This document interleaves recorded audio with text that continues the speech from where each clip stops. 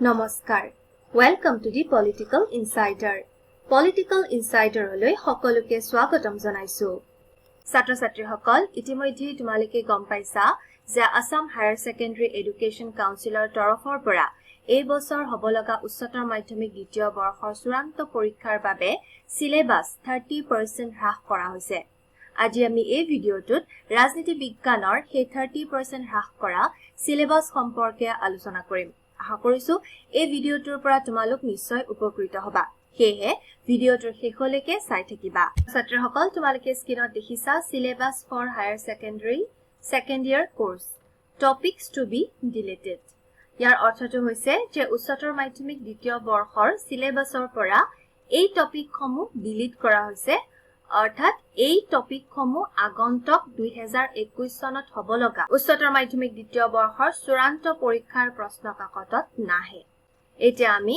Part এ contemporary world politics অৰ্থাৎ সমসাময়িক বিশ্বৰ ৰাজনীতিৰ কোন কেইটা টপিক পৰীক্ষাত নাহে সেই সম্পৰ্কে আলোচনা কৰিম প্ৰথমটো হ'ল ইউনিট 1 ইয়াৰ পৰা পৰীক্ষাত নহা টপিকটো হ'ল ইণ্ডিয়া এণ্ড কোল্ড ৱাৰ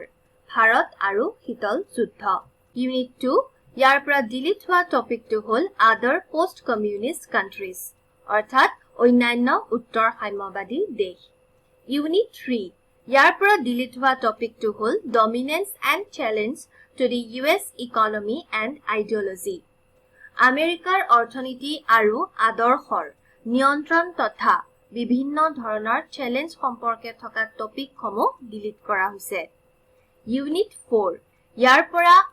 পৰীক্ষাত যেটো টপিক নাহে হেতু হল rise of China as an economic power in post Mao era অসমীয়াত হ'ব চীনৰ অৰ্থনীতিৰ উত্থান এই টপিকটো তোমালোকে নপঢ়িলেও হ'ব ইউনিট 5 এই চেপ্টাৰটোৰ পৰা ডিলিট হৈছে conflicts and efforts for peace in South Asia দক্ষিণ এছিয়াত শান্তি প্ৰতিষ্ঠাৰ বাবে হোৱা বিবাদ আৰু প্ৰচেষ্টাসমূহ Unit 6 or পৰা delete হোৱা টপিকটো হ'ল how democratic and accountable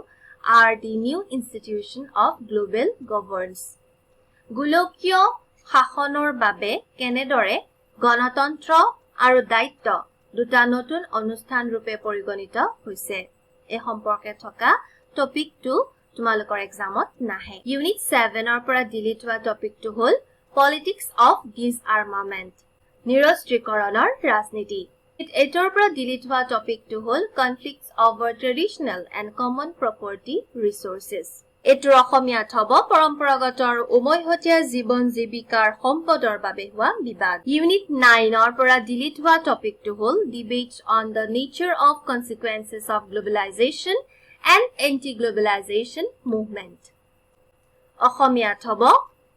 বিশ্বায়নৰ পৰিণতিৰ প্ৰকৃতি সম্পৰ্কে থকা বিবাদসমূহ আৰু বিশ্বায়নৰ বিৰুদ্ধে গঢ়ি উঠা প্ৰতিৰোধ আমি চাম part B politics in India since independence বা স্বাধীনোত্তৰ কালৰ ভাৰতীয় ৰাজনীতিৰ পৰা ডিলিট হোৱা টপিকসমূহ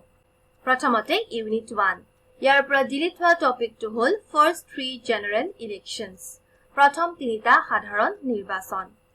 Unit 2 পৰা ডিলিট হোৱা টপিকটো হ'ল Nehru's approach two nation building অৰ্থাৎ জৱাহৰলাল নেহৰুৰ জাতি গঠনৰ ক্ষেত্ৰত থকা ধাৰণা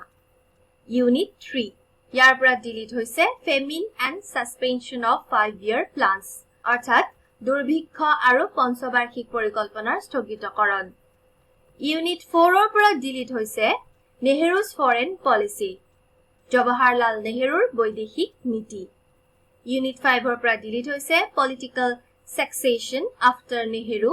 politics of গৰিবী হটাও জৱাহৰলাল নেহৰুৰ পাছৰ ৰাজনৈতিক উত্তৰাধিকাৰী আৰু গৰিবী হটাওৰ লগত জড়িত থকা ৰাজনীতি Unit 6 or পৰা ডিলিট হৈছে নৱনিৰ্মাণ মুভমেন্ট ইন গুজৰাটত হোৱা নৱনিৰ্মাণ আন্দোলন Unit 7 or পৰা ডিলিট হৈছে Punjab crisis and the anti-Sikh riots of 1984 পাঞ্জাবত হোৱা সংকট আৰু anti-Sikh riots বা আন্দোলন যেটো 1984 চনত সংঘটিত হৈছিল Unit 8 or পৰা ডিলিট হৈছে implementation of Mandal Commission report ইয়াৰ অসমীয়াটো হ'ব মণ্ডল আয়োগৰ পৰামৰ্শাৱলীৰ প্ৰয়োগ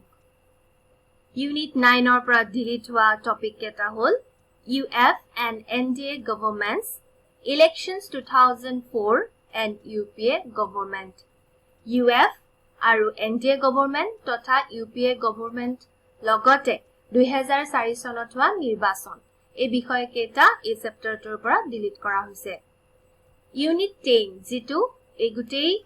পাৰ্ট বি শেষৰটো চেপ্টাৰ হয় হেতুৰ পৰা ডিলিট হৈছে আয়োধ্যা ডিসপিউট আৰু গুজৰাট ৰায়টস অৰ্থাৎ আয়োধ্যাত হোৱা বিবাদ আৰু গুজৰাটত হোৱা বিবাদ। ছাত্ৰসকল মই আশা কৰিছো তোমালোকে ভালদৰে বুজি পাইছা যে সিলেবাসৰ পৰা কোন কেটা টপিক তোমালোকে আগন্তুক উচ্চতৰ মাধ্যমিক দ্বিতীয় বৰ্ষ অৰ্থাৎ 2021 চনত হ'ব লগা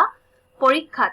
পঢ়িব নালাগে সেই মতে তোমালোকে নিজকে প্ৰস্তুত কৰিবা যাতে তোমালোকে পৰীক্ষাত সুন্দৰভাৱে অৱতীৰ্ণ হ'ব পৰা আৰু কোভিড-19 এই পৰিস্থিতিৰ পাছতো তোমালোকে এটা ভাল ফলাফল লৈ নিজৰ ভৱিষ্যতটো গঢ় দিব পাৰিবা। তোমালোকৰ সিলেবাসৰ বিভিন্ন চেপ্টাৰ সম্পৰ্কে মই ইতিমধ্যেই ভিডিও আকাৰত আলোচনা কৰিছো। বাকি থকা চেপ্টাৰ সমূহ মই অতি সোনকালে আলোচনা কৰিম। হেহে চাই থাকিবা পলিটিকেল ইনসাইডাৰ। আজিলৈ ইমানতে এৰিছো। ধন্যবাদ।